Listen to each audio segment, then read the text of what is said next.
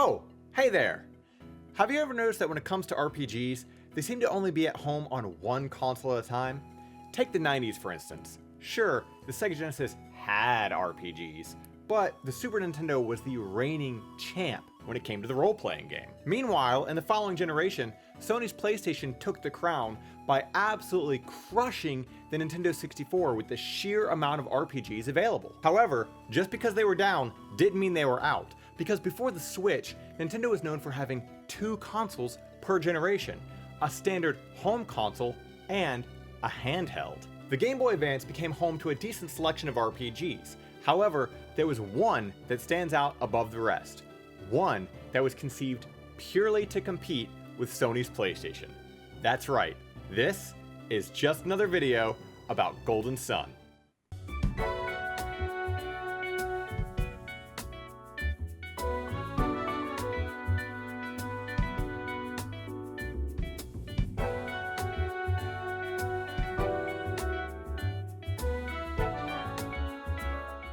Golden Sun was conceived by a pair of brothers, Hiroyuki Takahashi and Shugo Takahashi. These two were well versed in creating RPGs, having worked on numerous Shining Force games and even the Dragon Quest series. When originally drafting the design documents for Golden Sun, the initial idea was to release it on the N64.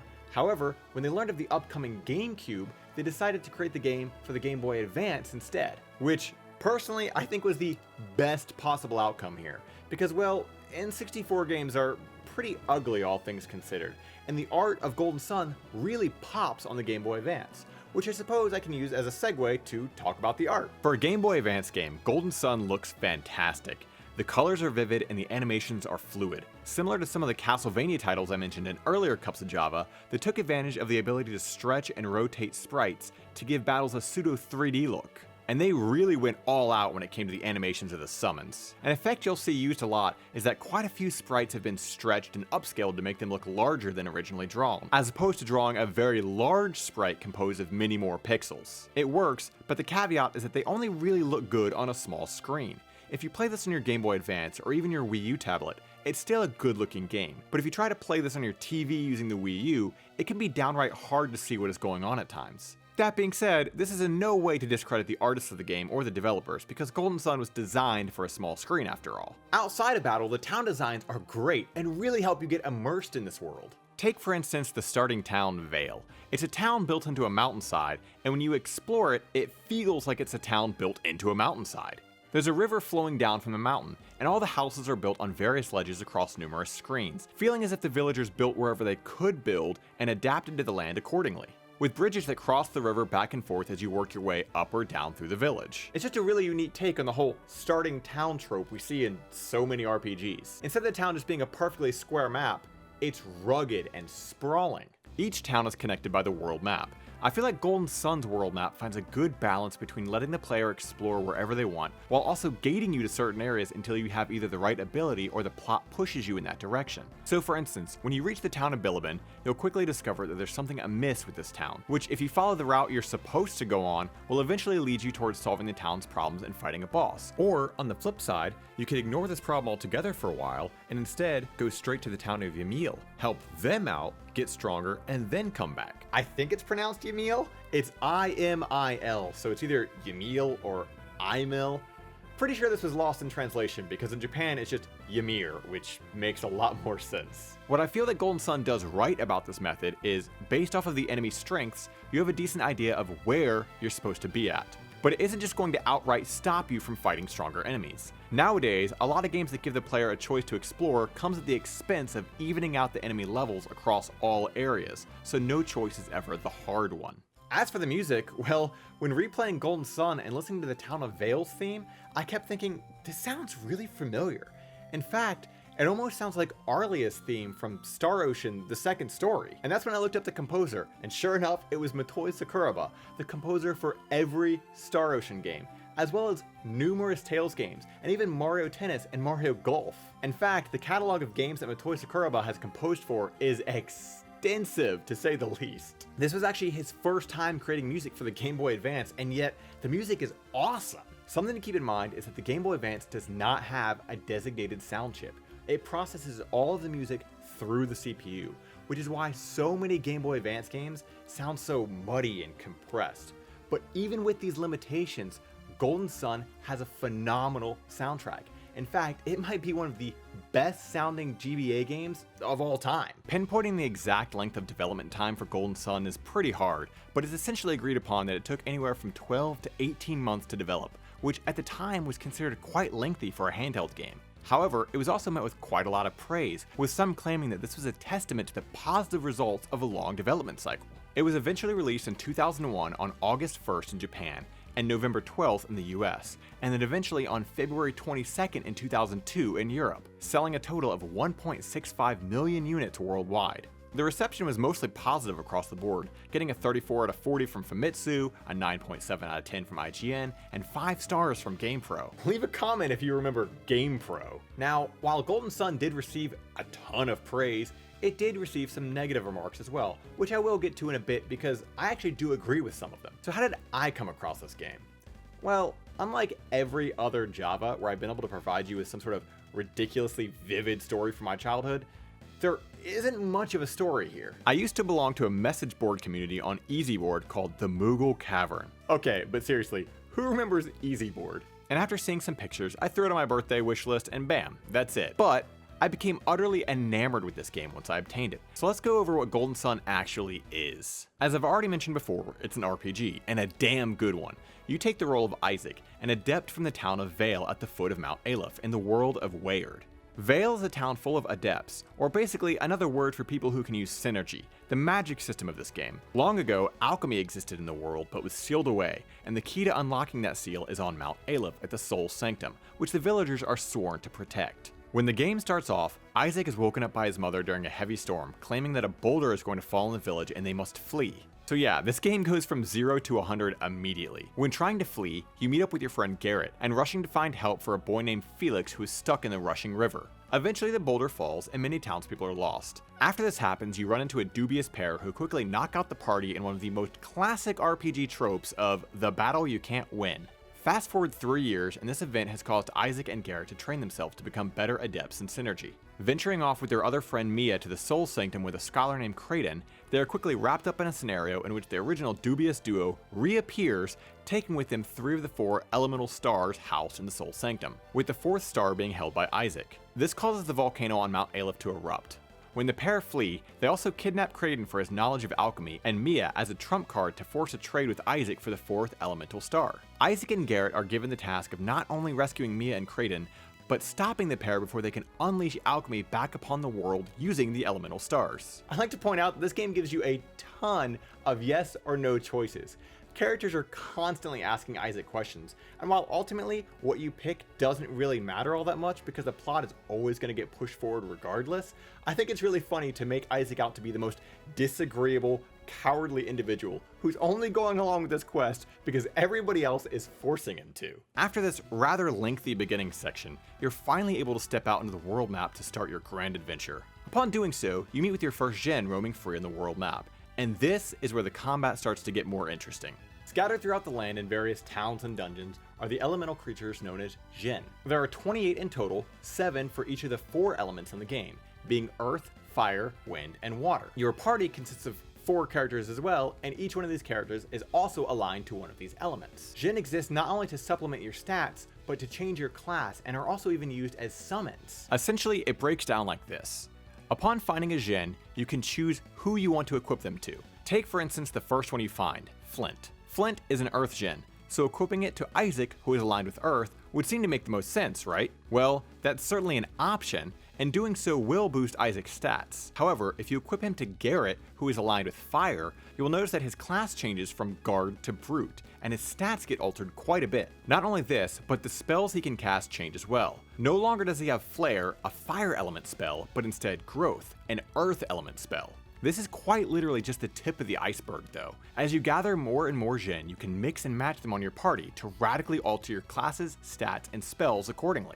Not only does each individual Djinn alter your stats in a set way, for instance, whomever Flint is equipped to automatically gets a set additional 8 hit points, 4 power points, and 3 attack points, but the classes themselves alter your stats based off of a percentage, and each class has a tier depending on how many Djinn are equipped. To keep it simple, here's the general stat changes if you were to equip Isaac with nothing but Earth Gen. As you can see, the more Earth Gen he equips, his class tier raises, thus raising his stats even further. But that's not the end of Gen, because while you're in battle, you can choose a Gen to use, which unleashes it on equipping it from you.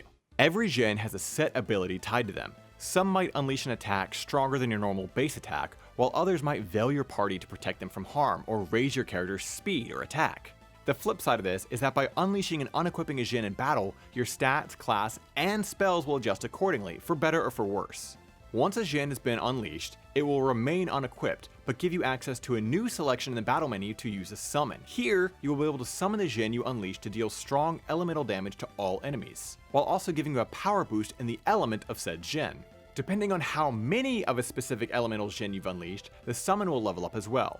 So for instance, just unleashing one Venus Gen will allow you to summon Venus to attack the enemy. But if you've unleashed 4 Venus Gen, you will be able to cast Judgment, which is vastly more powerful and also way cooler looking. So yeah, the Gen system is pretty awesome, and a big part of why the battles in Golden Sun are so fun, because you have such a huge amount of customization with your party. As I mentioned before, Synergy is the magic used in this world, and it can be used both in and outside of battle. During battle, Synergy is used in the same typical fashion as magic in any other RPG, but outside of battle, you can use specific spells to push or pull objects to solve puzzles or grab items. There are spells used to read the minds of NPCs, and elemental spells that can be used to solve puzzles as well, such as turning a puddle into a frozen column of water to traverse a gap, or using earth magic to grow some vines and climb up cliff sides. While I do think Golden Sun is really enjoyable, it's not without its flaws. If you hadn't already guessed, the combat is turn-based, which could be a turn-off for some people. Now personally, I love turn-based combat, so that's not the issue. What is the issue is the lack of intelligent combat. What does that mean? Well, say you're fighting 2 enemies, and you set all 4 of your characters to attack the enemy on the left. If, after the first attack, the enemy dies, one would assume your characters would default into attacking the other remaining enemy. But nope.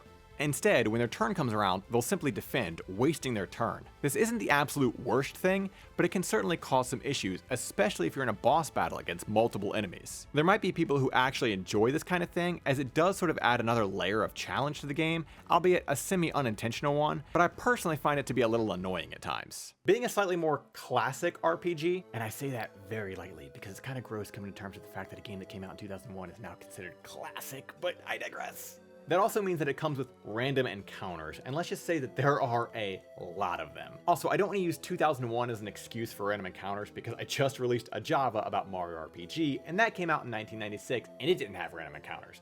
But still, this is sort of a take it or leave it complaint. Some people are really going to care, other people aren't going to care at all. Personally, I don't mind random encounters, but I can totally understand why some people are annoyed by them. On one hand, they can add a level of intensity to the game when you're trying to get back to town and you're low on health and supplies.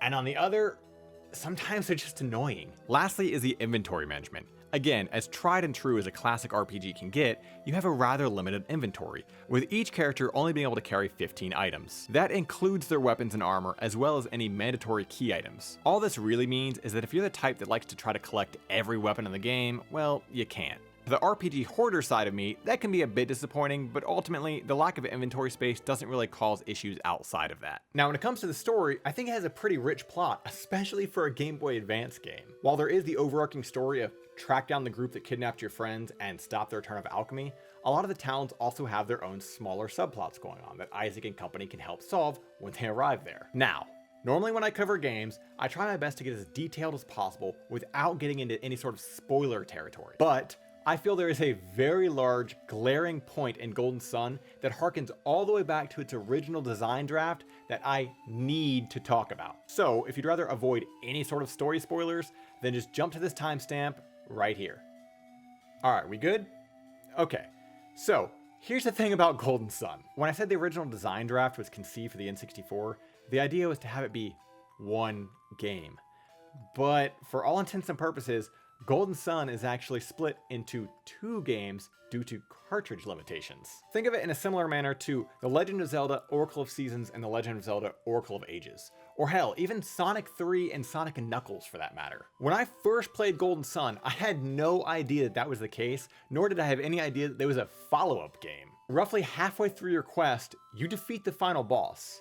Now keep in mind, I said halfway through the quest, not the game. At the time, I didn't realize it was the final boss because the game lets you continue playing as if you have unfinished business. You return to town and all the main characters are all gung-ho to continue their quest, so as the player, so are you. You know there's clearly more to see and do, especially because Isaac and company are all like, hey, let's get on this boat and go explore the other half of the world that we haven't even seen yet. And then you do, and then the credits roll. And it's the end. That's it. The game just ends. In 2001, it is entirely possible that news of the sequel game, Golden Sun: The Lost Age, already existed. But video game information was a lot more scarce back then, so if it did exist, I didn't know about it. This left me feeling kind of hollow. I wanted more, but unfortunately, more didn't exist. So the story and even the game itself felt incomplete. Nowadays, I know what to expect, and structurally speaking, all the signs were there that it was the end of the game. There's no more Jin to acquire, you're obviously equipped with end-game equipment, and the antagonists you've been chasing the entire game are mostly taken care of. So like, it makes sense that it's over, but when I first played it, it just didn't feel right. Anyway, spoilers aside, Golden Sun is fantastic for just popping in and getting lost in the world. This is one of those games that feels both fresh and nostalgic every time I play it, and I feel a big part of that is because of the art style and how utterly timeless good pixel art is. This was one of the last good pixel RPGs before everybody started making the jump into 3D models. So, if there's any indie devs out there that are trying to think of a good style to emulate for their upcoming RPG, might I suggest you take a cue from Golden Sun? So, what are your thoughts? Are you one of those people that saw Isaac show up as an assist trophy in Smash and was just wondering what this dude is with his big pushy hands? Are you a fan of the series and craving a re-release or a remake as much as I am? Let me know. That being said, my name is AJ, and this was just another video about Golden Sun.